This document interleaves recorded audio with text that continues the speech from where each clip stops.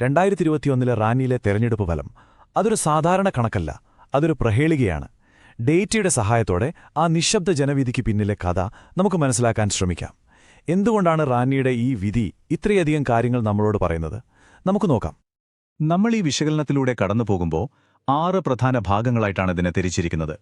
റാന്നിയിലെ പ്രശ്നങ്ങൾ എന്തൊക്കെയാണെന്ന് കണ്ടെത്തുന്നതു മുതൽ അവയ്ക്ക് പ്രായോഗികമായ പരിഹാരങ്ങൾ നിർദ്ദേശിക്കുന്നതുവരെ നമ്മൾ യാത്ര ചെയ്യും. അപ്പോൾ നമുക്ക് തുടങ്ങാം. 2021 തിരഞ്ഞെടുപ്പ് ഫലത്തിൽ ഒളിഞ്ഞിരിക്കുന്ന ആ രഹസ്യം എന്താണ്?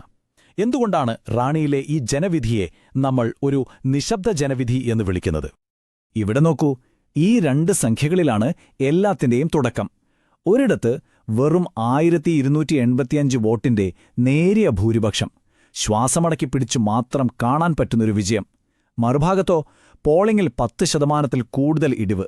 ഇതൊരു ചെറിയ കാര്യമല്ല. വോട്ടർമാർ ഒന്നുകിൽ ആശയക്കുഴപ്പത്തിലായിരുന്നു, അല്ലെങ്കിൽ അവർക്ക് രാഷ്ട്രീയത്തിൽ നിന്ന് അകലം പാലിക്കാൻ തോന്നി. ഈ കണക്കുകൾക്ക് അർത്ഥം വരണമെങ്കിൽ നമ്മൾ ആദ്യം റാന്നിയെ അറിയണം. അവിടുത്തെ മണ്ണിനെയും മനുഷ്യരെയും അവരുടെ ദൈനംദിന ജീവിതത്തിലെ പോരാട്ടങ്ങളെയും അറിയണം. അപ്പോൾ എന്താണ് റാന്നിയുടെ യഥാർത്ഥ ചിത്രം? റാന്നി പശ്ചിമഘട്ടത്തിന്റെ ഭാഗമായ ഒരു മലയോര മണ്ഡലമാണ്. 100% ഗ്രാമീണം. പക്ഷേ സാക്ഷരതയുടെ കാര്യത്തിൽ ഒട്ടും പിന്നിലല്ല, ഏതാണ്ട് 97%. ഇത് വളരെ പ്രധാനപ്പെട്ടൊരു കാര്യമാണ്. ഇനി ഇവിടുത്തെ സാമൂഹിക ഘടന നോക്കാം. ഇത് വളരെ പ്രധാനപ്പെട്ട ഒന്നാണ്. കാരണം ഹിന്ദു ക്രിസ്ത്യൻ സമുദായങ്ങൾ ഏതാണ്ട് തുല്യമായൊരവസ്ഥയിലാണിവിടെ. ഈയൊരു സന്തുലിതാവസ്ഥ റാണിയുടെ രാഷ്ട്രീയത്തിൽ എപ്പോഴും പ്രതിഫലിക്കും. റാന്നിയുടെ സാമ്പത്തിക വ്യവസ്ഥയുടെ ഹൃദയം 2 ഒന്ന് അവിടുത്തെ കൃഷി, 2 പുറം നാടുകളിൽ പ്രത്യേകിച്ച് ഗൾഫിൽ ജോലി ചെയ്യുന്നവരയക്കുന്ന പണം. ഈ 2 കാര്യങ്ങളും ഒരുമിച്ച് ചേർന്നാണ് അവിടുത്തെ ജീവിതം മുന്നോട്ടു പോകുന്നത്. ഈ ഡാറ്റയെല്ലാം നമ്മൾ പരിശോധിക്കുമ്പോൾ ഒരു കാര്യം ഓർക്കണം. ഓരോ വോട്ടും ഒരു വ്യക്തിയുടെ അഭിപ്രായമാണ്. നമ്മുടെ ഭരണഘടന ഉറപ്പു നൽകുന്ന അന്തസ്സോടെ ജീവിക്കാനുള്ള അവരുടെ അവകാശത്തിന്റെ പ്രതിഫലനമാണ്. അതുകൊണ്ട് ഈ കണക്കുകളെ നമ്മൾ ബഹുമാനത്തോടെ വേണം സമീപിക്കാൻ. ഇനി വോട്ടിംഗിലെ മാറ്റങ്ങൾ നമുക്ക് നോക്കാം. ഈ കണക്കുകൾ ഒരു കഥ പറയുന്നുണ്ട്. 2011 16 LDF ഒരു സുരക്ഷിതമായ ഭൂരിപക്ഷം നേടി. പക്ഷേ 2021 ചിത്രം മൊത്തത്തിൽ മാറി. NDA സഖ്യം നേരിയ ഭൂരിപക്ഷത്തിന് മുന്നോട്ട് വന്നു. UDFന്റെ വോട്ട് വിഹിതം ഗണ്യമായി കുറഞ്ഞു. അപ്പോൾ ചോദ്യം ഇതാണ്: എന്തുകൊണ്ട്? ഈ വലിയ മാറ്റത്തിന് പിന്നിലെ യഥാർത്ഥ കാരണങ്ങൾ എന്തൊക്കെയാണ്? അത് വെറുമൊരു രാഷ്ട്രീയ മാറ്റം മാത്രമായിരുന്നോ, അതോ അതിലും ആഴത്തിലുള്ള എന്തെങ്കിലും ജനങ്ങളെ അലട്ടുന്നുണ്ടായിരുന്നോ? നമ്മുടെ വിശകലനത്തിൽ റാണിയിലെ ജനങ്ങളെ അലട്ടുന്ന 5 പ്രധാന പ്രശ്നങ്ങൾ ഞങ്ങൾ കണ്ടെത്തി. ഇതിനെയാണ് നമ്മൾ 5 സംഘർഷങ്ങളെന്ന് വിളിക്കുന്നത്. ഇവ ഓരോന്നും അവരുടെ ജീവിതത്തെ നേരിട്ട് സ്പർശിക്കുന്നവയാണ്.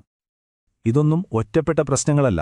വിലക്കയറ്റം മുതൽ പ്രവാസികളുടെ ആശങ്കകൾ വരെ, വന്യമൃഗങ്ങളുടെ ആക്രമണം മുതൽ സർക്കാരിൽ നിന്നുള്ള വാഗ്ദാന ലംഘനങ്ങൾ വരെ, ഈ 5 കാര്യങ്ങൾ ഒരുമിച്ച് വന്നപ്പോൾ അത് വോട്ടർമാരുടെ മനസ്സിൽ വലിയ സ്വാധീനം ചെലുത്തി. ഈ ഒരു സംഖ്യ മാത്രം മതി കാര്യങ്ങളുടെ ഗൗരവം മനസ്സിലാക്കാൻ. 6.5%. ഇന്ത്യയിലെ തന്നെ ഏറ്റവും ഉയർന്ന ഗ്രാമീണ പണപ്പെരുപ്പ് നിരക്കുകളിലൊന്നാണ് കേരളത്തിലേത്. ഇത് റാന്നിയിലെ ഓരോ വീട്ടിലെയും ബഡ്ജറ്റിനെ താളം തെറ്റിക്കും, അല്ലേ? ഈ സാമ്പത്തിക ഞെരുക്കം ആർക്കായാലും നിലവിലുള്ള ഭരണത്തോടുള്ള വിശ്വാസം കുറയ്ക്കും. ഇതൊക്കെ വെറും സംഖ്യകളല്ല, യഥാർത്ഥ ജീവിതത്തിലെ പ്രശ്നങ്ങളാണ്. ഈ പട്ടിക നോക്കൂ. അങ്ങാടിയിലെ തകർന്ന പാലം, പെരുനാട്ടിൽ വെള്ളമില്ലാത്ത പൈപ്പ് ലൈൻ, വടശ്ശേരിക്കരയിലെ പൊട്ടിപ്പൊളിഞ്ഞ റോഡ്, ഇതൊക്കെ ദിവസവും ജനങ്ങൾ അനുഭവിക്കുന്ന ബുദ്ധിമുട്ടുകളാണ്. വാഗ്ദാനങ്ങൾ പാലിക്കപ്പെടുന്നില്ല എന്ന് തോന്നുമ്പോൾ സ്വാഭാവികമായും വിശ്വാസം നഷ്ടപ്പെടും. ശരി, പ്രശ്നങ്ങൾ നമ്മൾ മനസ്സിലാക്കി. ഇനി പരിഹാരത്തെക്കുറിച്ച് സംസാരിക്കാം. എങ്ങനെയാണ് ഈ അവസ്ഥ മാറ്റാൻ കഴിയുക? നഷ്ടപ്പെട്ട വിശ്വാസം തിരികെ പിടിക്കാൻ, ഫലപ്രദമായ ഭരണം കാഴ്ചവെക്കാൻ എന്തു ചെയ്യണം? അതിനൊരു രൂപരേഖയുണ്ട്. ജനങ്ങളുടെ വിശ്വാസം വീണ്ടെടുക്കാൻ ആദ്യം വേണ്ടത് ഉടനടി ഫലം കാണുന്ന ചില പ്രവർത്തനങ്ങളാണ്. 3 കാര്യങ്ങളിൽ പെട്ടെന്ന് ശ്രദ്ധ കേന്ദ്രീകരിക്കണം: വെള്ളം, റോഡ്, തൊഴിൽ. ഇവയിൽ വേഗത്തിൽ മാറ്റങ്ങൾ കൊണ്ടുവന്നാൽ അത് ജനങ്ങൾക്കൊരു സൂചന നൽകും. ഭരണം കാര്യക്ഷമമാണ് എന്നതിന്റെ വ്യക്തമായ സൂചന. ഇവിടെയാണ് ഡേറ്റയുടെ ശരിയായ ഉപയോഗം വരുന്നത്.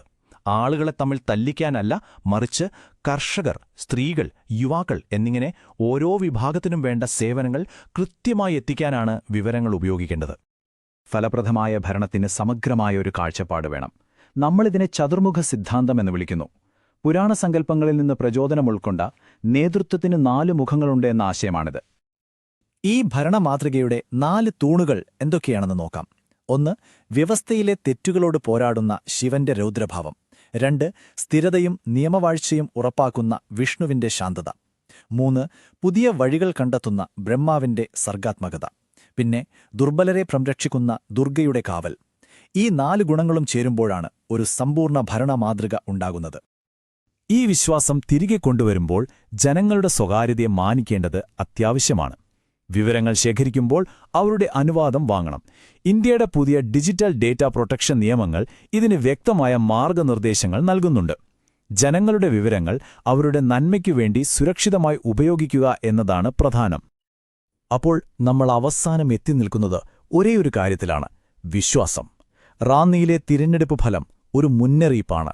വോട്ടർമാരുടെ നിശ്ശബ്ദത, അവരുടെ അതൃപ്തി, ഇതെല്ലാം സൂചിപ്പിക്കുന്നത് ജനങ്ങളുടെ വിശ്വാസത്തിന് ഇടിവ് സംഭവിച്ചുവെന്നാണ്.